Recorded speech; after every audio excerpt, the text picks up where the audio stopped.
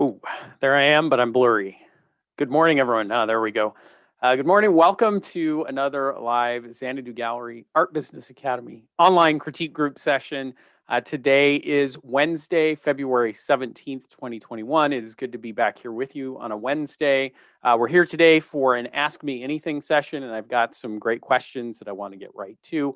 Hopefully it worked. I think, got the slides set up to show the images that you all had submitted with artwork statements a few weeks ago. So we'll have those going during the kind of lead into each of the sessions in the coming weeks. Hopefully all the images that you submitted get to be displayed there. So with that, let's jump in and do it. Let's take some of your questions. And I've got a good variety of questions today, from high-level theoretical questions to very practical, pragmatic questions. And so let's get to all of them. And as always, if you're here and I bring your question up and you want to hop in and add something to it or clarify or get into the discussion, feel free to do that. And we'll try and leave some time for conversation with the panel as well. So our first question today comes from Alicia Marshall in Colorado. And Alicia asks what I consider to be a pretty high level big question. And it is, what do you consider the difference between an artist and a craftsman? And so, any of those of you who know me or have known me for a while, follow the blog. I've written some posts about this, the difference between fine art and craft, or decorative arts. And for me, ultimately, the answer is I don't spend a lot of time thinking about that. I think that there are, I think every artist is practicing a craft, and is therefore a craftsperson. And every craftsperson is bringing art into their craft, and I think there's a lot of overlap there. I would suspect if someone was trying to draw distinctions and came into my gallery, that they would see both in the gallery, that there would be some artists here who they would consider to be more toward the craft end of the spectrum, and some who might be considered more toward the art or fine art, quote unquote. But again, I just don't spend a lot of time worrying about that. I don't think you should either. I think that collectors, in my experience, and at least with our gallery, and certainly largely because of the variety of work that we carry, our collectors are just delighted by what they see. And when they see something that they make a connection with, that they think will look great in their home or in their space, they're going to buy it. And they're not going to spend a lot of time wondering, oh my goodness, is this really art or is it just a craft? And that just never comes into the conversation. If you're doing what you're excited about creating, and you're putting your creativity into it, it's art, from my perspective. And I think you can see that those boundaries, between fine craft or craft and art and fine art, have really blurred over the years. You've seen artists kind of break through. I think that 25, 30 years ago, anything that was glass or blown glass was largely considered a craft. And a bunch of great artists have come on the scene and shown us that no, actually, there is an art to be had with this medium. And the same with fiber artists and just any medium that I can think of. There's great art being produced in those media. Anyone want to argue with me or have a counterpoint or a confirmation of that thought? Do you worry a lot about whether what you're doing is considered a craft or an art? If you want to hop in, throw a hand up and I'll bring you in. And if not, if you all just want to agree with me, we'll move on to the next question. All right, I guess I'm getting a lot of agreement. Actually, Oh, there we go. Yes, Kim, jump right in. yeah, thanks. I actually had a related question, so this is Sure. relevant. I have a show in June. Last year, when I had a show at this place, I just did wall art, and I want to make something that is not necessarily all about things that people can take home, like purchase and put on their wall at home. I want to make some weird stuff that you might see in experimental, museums. And So this question is coming up, like, is that valid for a gallery, or is that something I should hold off on for, future museum shows? Yeah, well, it's certainly something to talk to the gallery about and see what they would think of it. As a gallery owner, and I should say specifically as a commercial enterprise, I am often thinking in terms of, well, if I'm going to devote space to something, how is it furthering the commerce? I need to be able to sell something, to be able to generate revenue, to pay for the space, to create income for the artist and for my staff. And so everything is going to be seen through that lens. However, there are certainly arguments to be made that interesting, unique, conceptual pieces can be used to draw potential buyers into the gallery, and so it could be seen as a positive from that perspective. If I can create some positive press, magazine articles, or we've had artists' work featured in news stories.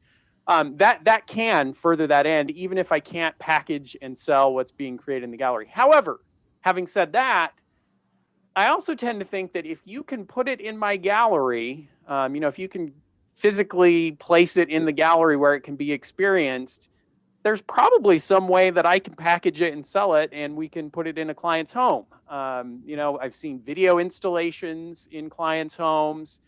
I guess if you say, well, conceptually, I've got a 3 cubic foot square of nothing, and that's a piece of art, I'm going to have a harder time selling that. That's probably a little bit more difficult. But if it's physical, if it's an experience, there might just be a way that it could be done. So, Kim, I think it'd be a good idea to just have a conversation with the gallery and say, here's my idea. Here's the concept that I want to run with. What do you think of it? Is there some way we can make it work? And just have that conversation. And the gallery owner may be excited about it, or they may say, Kim, let's stick to your core work here and not go out on a limb quite that far. And it'll just vary depending on what the gallery is trying to achieve with the showing of the work. Great question, though. Any other questions or comments on that? What constitutes art? What constitutes craft? All right. We're going to move on. I can't see everybody, so if you want to jump in, you can just unmute yourself and let me Yeah, know. I just wanted to say, I think Doug, yeah. hi. I think the only real issue about that has to do with shows. When you're in a show that is, being promoted as an arts and crafts show or being promoted as a fine arts show, I think sometimes the, finding yourself in the wrong show. Otherwise, that question is just irrelevant. Semantic, yeah.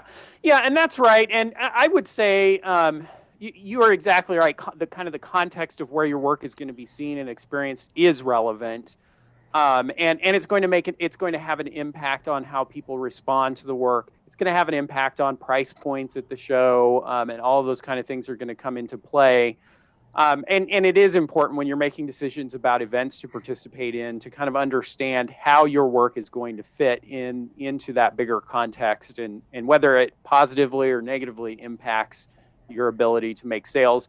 I would argue, though, that that's true even if it is a fine arts show. There will be some fine arts shows that your fine art may not fit into because it's dramatically different in terms of subject matter, style, or your experience level. And so it's always a good idea, no matter what the show is, to have a sense of what that show is trying to accomplish, who the other artists are going to be, and how well you're going to fit into that event.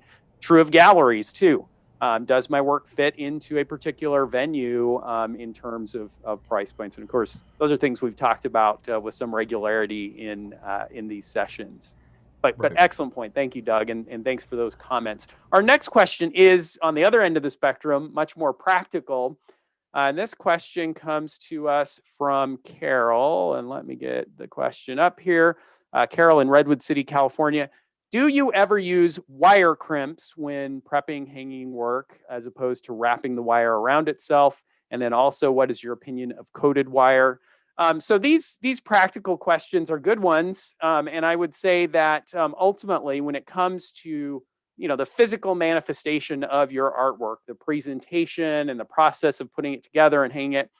The key thing that I would want to recommend to you is that you come up with a systematic approach to this, so that you are doing it exactly the same way with every single piece of artwork that you're creating, to the extent that you can. Um, and you also want to think about kind of the logistics of handling the artwork. If you're showing in galleries, you want to think of how you can make it as simple for them to move and hang the artwork. So we just want to think of that whole process. We almost want to kind of take a manufacturing perspective on the production of your artwork and the presentation. Just think, what can I do to be cohesive and systematic? And what can I do so I'm not having to reinvent the wheel every single time I create a new piece of artwork? How can I just have a smooth process in the production of my artwork? So to these particular questions, I work with a couple of artists who use wire crimps. It's part of their system. It works fine. I have a lot of artists who just wrap the wires. That works fine too. Most of the artists I'm working with now do use a coated wire, that just kind of helps prevent the wire from fraying and poking and all those kinds of things. But again, none of this is make or break critical. I do have artists who are using uncoated wire, and it doesn't have a huge impact. Now, there are a few things that I want to suggest. This comes from a gallery owner's perspective, and maybe let me put it this way: the artists who do this become closer to my heart because they make my life easier.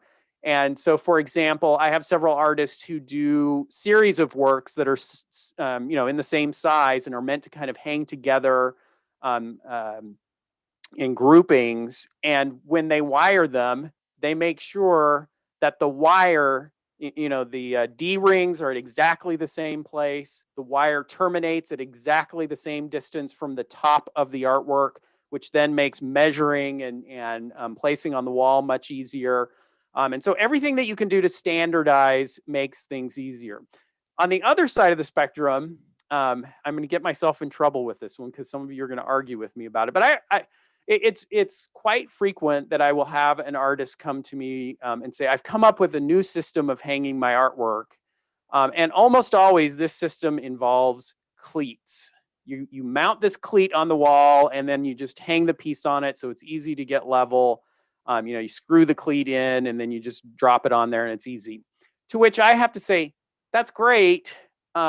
However, keep in mind that I am frequently rehanging the gallery and moving artwork around. And sometimes, a complete rehang in the gallery means that I'm moving, over 100 pieces of artwork in typically a 1 to 2 day period. And mounting cleats into the wall, screwing them into the wall or taking them out and patching the holes, that takes time. Whereas wires, I can just do with a hook and I'm up and I'm done and I'm leveling them out and I'm moving on to the next one. I almost always prefer, let me clear that up. I always prefer wires when it comes to two-dimensional work. It just simplifies things. And so unless it's just not physically possible, my preference is that you use that standard process. You come up with a system and you try to make it as cohesive and regular as you can across all of your work. Any questions or arguments about that? Anyone want to try and convince me that cleats are better? Okay, no. Hop right in. Okay. I do have a question though. I'm currently in my new series. I work large anyway, but these are actually 72 inches across. Sure. Okay. So when I personally hang them, I hang them on 2 hooks, but I'm wondering if you have any advice about, is it still a single strand of high quality coated wire, or do you prefer when things are large that way to hang differently on the back? Wire, yes, but sometimes they have this weird kind of crisscross thing, which I try and avoid. Yeah. No, again, and I have hung 72 inch, 80 inch, 7, 8, 9, 10 feet pieces. And almost always it's still the same process, same wiring, maybe a heavier duty. Now I do have some pieces that are not so much because necessarily of size, although they are larger, but they're very heavy. And so in that case, the artists are often doubling or tripling the wire and doing some wrapping with it, and that kind of thing. Ultimately, what we're trying to do is just make sure that the artwork isn't going to fall off the wall, that the wire isn't going to stretch and be pulled out of shape. And so if you can find a good way to do that with the tools you have at hand, and then again, standardize it so that you're using it repeatedly on all of your larger pieces, that's going to be the key. But still, my preference, even with the largest pieces, is to have a wire system that I can hang on hooks. And like you say, I'll decide, usually with a piece that wide, it would be on 2 hooks to help prevent the piece from falling off of level, which is more likely the wider we get. But that can kind of be figured out on the hanging end, as long as the wire is sufficient to hold the piece.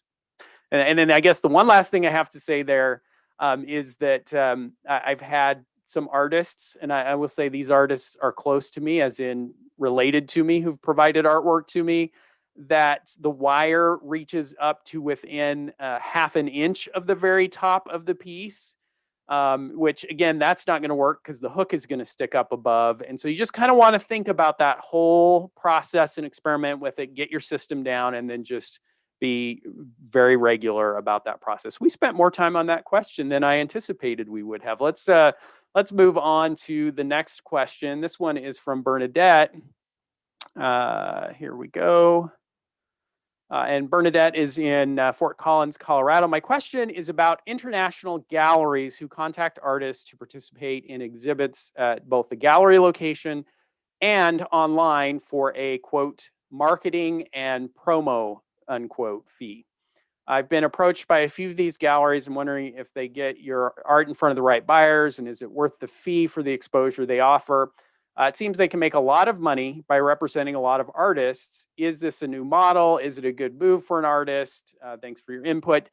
Yeah, I think a lot of us are kind of familiar with this approach, and it's not totally new in that there have been galleries for quite a time who have asked a fee for you to participate in their, to show in the gallery space. I mean, in some ways, it's an extension of the concept of co-op galleries, where you're all contributing to cover the expenses of the gallery. Can it work? Yes, I know artists who have generated a following for their work and have created sales in these kinds of venues. But again, if I'm thinking about kind of motivations, and I'm kind of thinking about the commercial aspects of a gallery or a show. What venue, what gallery owner is more motivated to sell my work? The gallery owner who is making a fee for showing my work and has overhead and income covered, whether artwork sells or not, or a gallery owner like me, who we don't eat if we don't sell art. We don't stay in business. We're going to have likely a higher motivation and be more proactive in selling and promoting and marketing your work. So this question is a little bit more complex because there are these international shows that galleries participate in, and maybe that gives some more exposure. My suggestion with this, as with anytime you're thinking about showing your artwork with a new venue, would be to do a little bit of research, do your due diligence, and reach out to 2 or 3 or 4 of the artists who are working with that gallery or have participated in the shows in the past. Email them and ask them if they felt it was worth the fee. And you'll get good feedback from those artists telling you, oh yeah, I participated last year. The show was great. I sold a few pieces and added some collectors to my mailing list, and it was well worth it. Or, if you hear over and over again, I just didn't get much out of it, then that can be a very good indicator to you that you maybe want to be thinking about another venue to show your work. The other factor here is you kind of got to think about where you are in your career. Are you at the early stages where you're really just trying to get some exposure and feedback and have opportunities for people to see the work?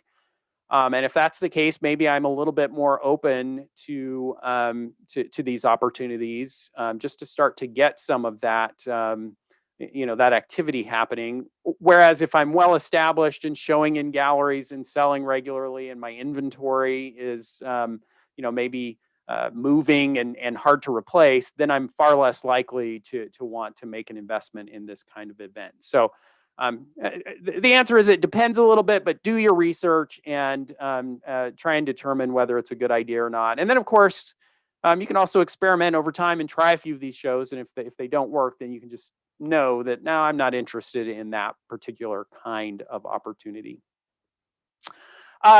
Okay, Jeff, I've got Jeff here, Jeff Green. And the question is, and I'm not even going to pull it up because it's just a pretty quick one, but the question is about juggling priced art for sale at fairs with higher priced art that's more suitable for galleries.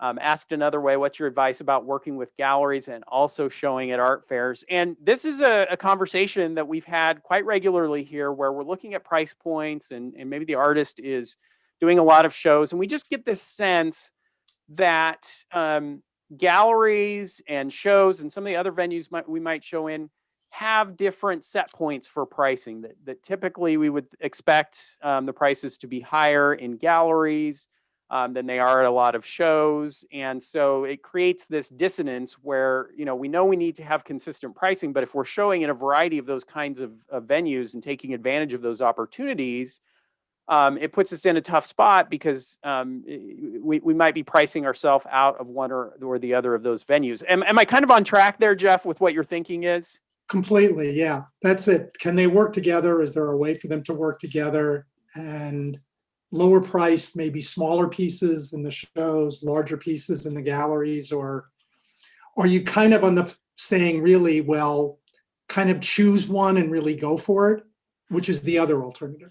Yeah, it's a great question. It's even maybe a little more complex than that, in the sense that even among the shows that you might participate in, there can be a wide variety of different levels of shows and different price points depending on the location of the show and the collector base and how long they've been around. And the same is true of galleries. I mean, there's a wide array of different galleries out there featuring artwork at different levels and different price points. And so part of that is that there can certainly be some overlap between shows and galleries, and you may be able to find that kind of sweet spot where your prices are high enough to show in galleries and generate profit for you in the gallery, while still being at a price point that would allow you to participate in some of the shows that you've been participating in, maybe the higher end of the spectrum of shows that you've been participating in. And I work with artists who are kind of in that sweet spot where they know that there are some shows they can't participate in because the price points are too low, but they found the shows that work for them and they found the galleries that overlap that, and they're able to successfully do it.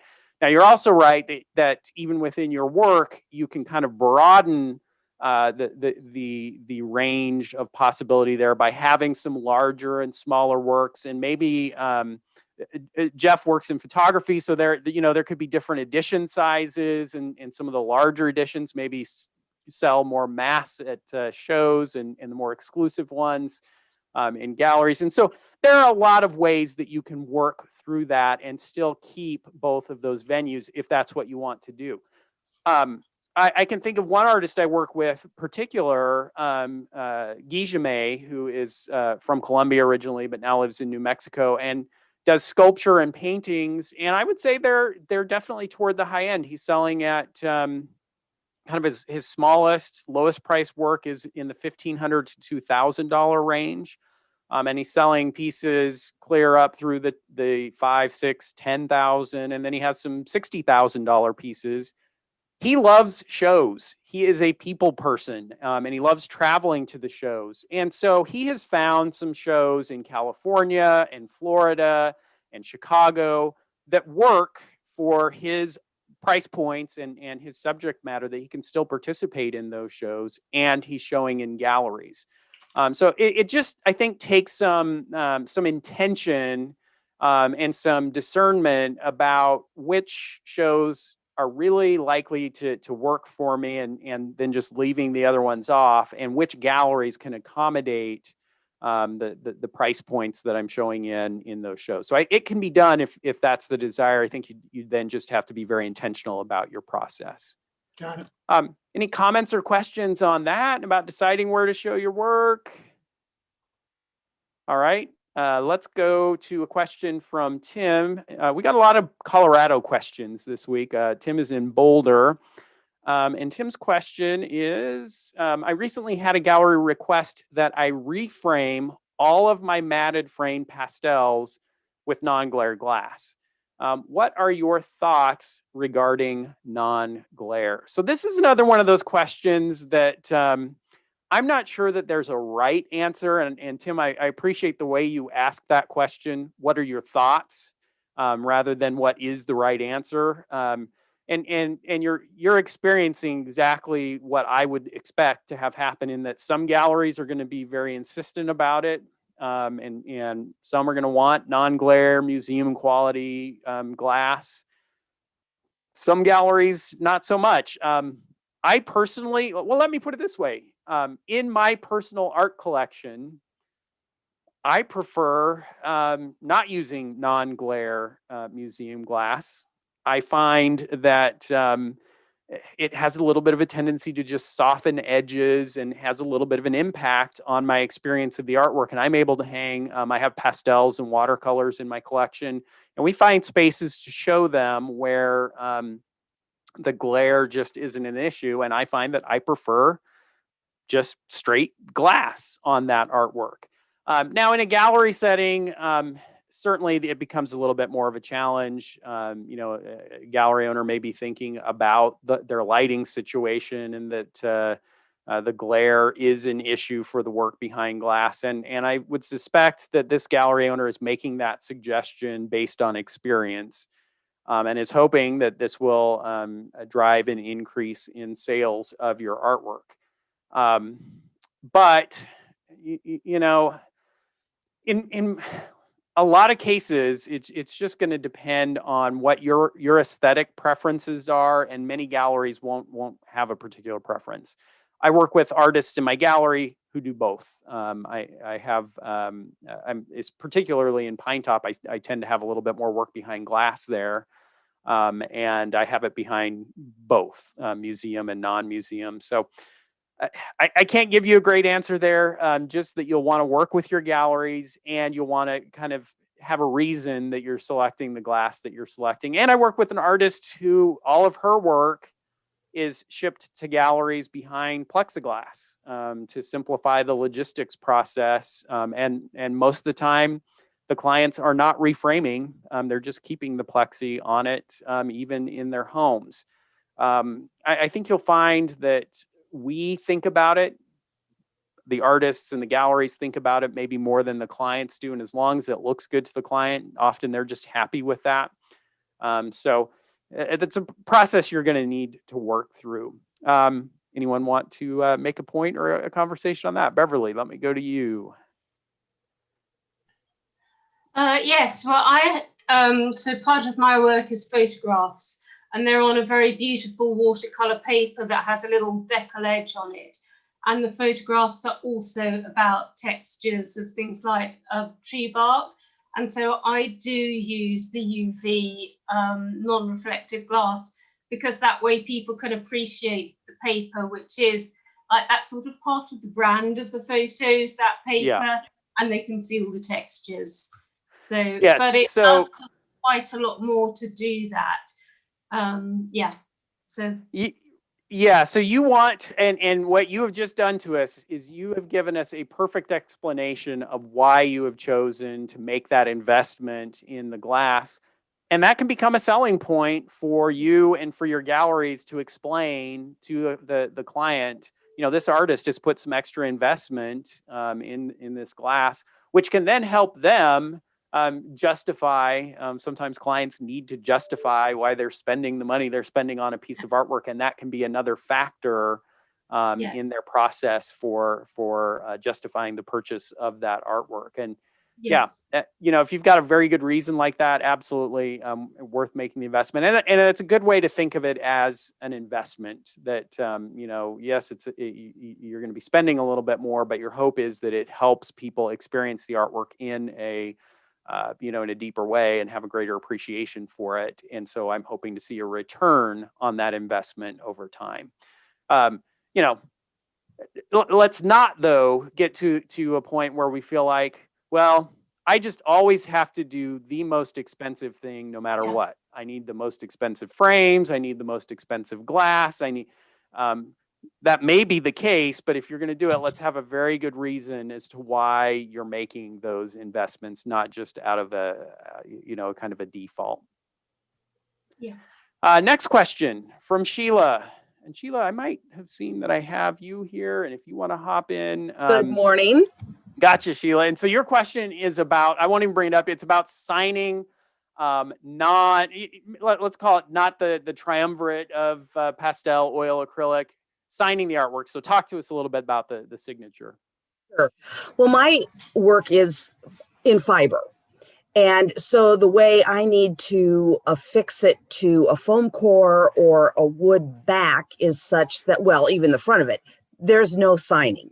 Yeah. So my question is, what would be some best practices in terms of signing the work? Would it be a card that you'd place on the back of the frame, or a certificate, or some other form of making sure that it's certified, so to speak, by the artist? Yeah. Yeah, it's a good question. And, you know, if we kind of think about the purpose of a signature, it's exactly that a client wants to have a sense that they are, you know, they're buying something that has been touched by the hand of the artist, that was created and is directly from the mind of it. You know, it wasn't stamped out in a factory somewhere. So a signature certainly helps in that process and helps them make that connection. When it comes to signature, you know, the general rule of thumb is we want it to be as accessible as possible, and as consistent as possible, and as permanent as possible. Those are kind of the three keys for a signature. And so my default is to say, well, whenever possible, let's put the signature where people expect to find it, which is typically in the lower right-hand corner. I mean, that's where their eyes naturally going to go because they've been trained by hundreds of years of art experience. However, there are many artists for whom that does not make sense. You know, I have an artist whose work can hang in any orientation. She wires it so that it can hang horizontally, vertically, upside down. And so, you know, then the signature could end up upside down in the top left corner, and that just wouldn't make sense. And so her approach is to do exactly what you're talking. She signs on the back of the piece. And she actually signs multiple times in every direction, so that no matter how you look at it, you're seeing her signature in an upright direction. In other words, there is no real orientation for this artwork. I have quite a few artists who sign on the back of the piece. My concern with a certificate or something like that is that if it can be attached, it can also be detached. And so I would just hope that we could find a way that would be, you know, as permanently affixed as possible. But there are just some media that are going to require some creativity and some flexibility when it comes to those signatures. You know, and if you can figure out a way, I know artists who will use a gel medium to kind of affix, almost glue the not certificate really, but their signature panel, let's call it. They'll glue it and then coat it to the back of the piece. So that could work. You know, I'm struggling to find exactly the right answer for you, Sheila, but I guess what I would say is shoot me a couple of photos of how you've done it so far, and I'd be happy to give you feedback about whether that totally makes sense or not, or we can even bring those photos into this session and kind of explore it a little bit further. Anyone else want to jump in with questions on signatures or challenges you have with signing or suggestions you might have? Gay? I wonder if in her case, or I've seen some artists working in difficult mediums for signing, make a logo of some kind which can be attached to the work or which is printed on it, and then sign the full name on the back. I don't know if that would work, but it's the same little kind of logo. And Japanese artists did this on woodblocks. Lots of people have done it. Alfred Artist Durham, mark. two things, okay? So I'm wondering if that would be easier, or if she could have one woven, or whatever it is, tag that is woven into that little area. You know what I mean? Yeah. What can I say? That's it. Yeah, certainly worth. And again, the Japanese artists are a great example where they have kind of a stamp that they use across their work that becomes a part of a signature. So that might be a possibility. But definitely worth thinking about. And if you could come up with a way, the idea is we want your collectors to be able to instantly recognize and identify the work as yours. And so if there is some way on the face of the work that we could visually do that, that would be great. If not, moving it to the back and us being able to tell the artist that it's in the back, or the client that it's in the back, will certainly suffice. And I would say about maybe a third of the artists that I'm working with are signing on the back of their work rather than the face, that there's no signature on the front. So it can definitely work. It's just, again, a question of coming up with an answer and then sticking with it, being systematic about it so that we know where we're going to expect to find your signature as we look at it. Terry from Iowa has a question. I'm leaving Terry's last name out because I'm not sure if Terry has executed this move yet. So we would hate to be a surprise if the gallery happens to catch this broadcast. But here you go. She says, I'm withdrawing from Gallery A and plan to move some pieces from there to Gallery B. I have more pieces than Gallery B will be able to take. Is it ever a good idea to ask the gallery owner which pieces she would like? I've been in Gallery B 7 years, and I've never given her a choice. Side note, Gallery B owner is somewhat bananas.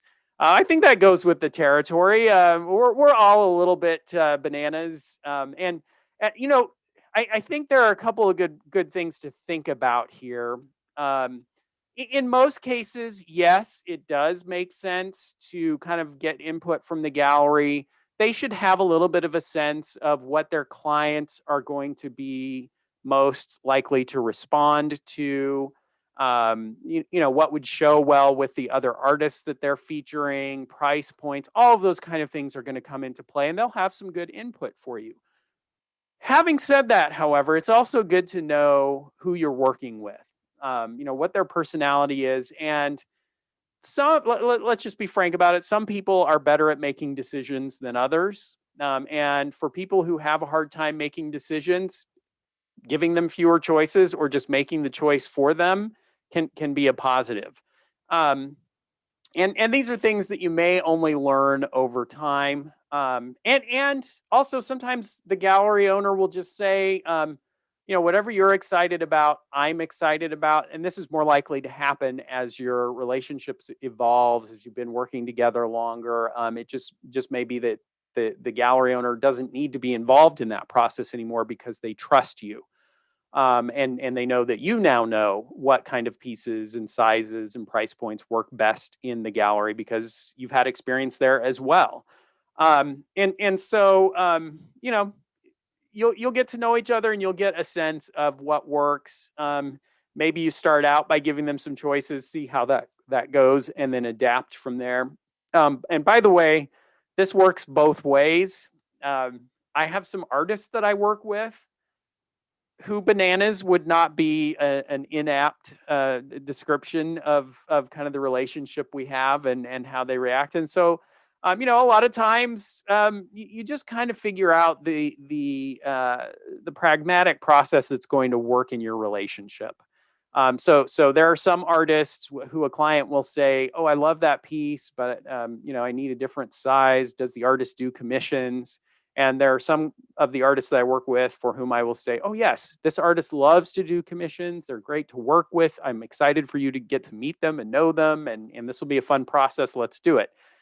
And there are other artists for whom I will say, "Nope, this artist does not do commissions. If you like what you see here, buy it. If not, we'll keep you posted on future pieces because I just know that any attempt to start a commission process and get the artist involved with the client it's going to go sideways. It goes sideways every time, and we just can't be involved in that. And so, this business is very much about relationships and kind of getting those processes in place and building experience. And you'll find with your galleries what works and what doesn't. And likewise, they'll find that with you. And the hope is that as we have more and more experiences showing our work in galleries, that we'll kind of find those venues that we just click with and that things flow smoothly and that we have great relationships with, and we'll kind of be able to eliminate the ones that don't work as well. And as that happens over time, that's where you really start to see your success grow, that you just get more and more of those more effective venues showing and selling your work. We've done it. We've gone right to the end of our time in a minute or two over here. I did not get to all of your questions. We got to a good number of them. Not to fear, we will be having another of these sessions on the third Wednesday of next month. If there was a question that you put in that I didn't get to, please resubmit it for next month's session. I'll mention we in the Art Business Academy, we have these sessions every Friday. So if you'd like a more rapid response to those questions, join us in the Art Business Academy. We'll be back here next week for a critique session looking at your work. I will look forward to seeing you all there. Thanks for joining us, everyone. Have a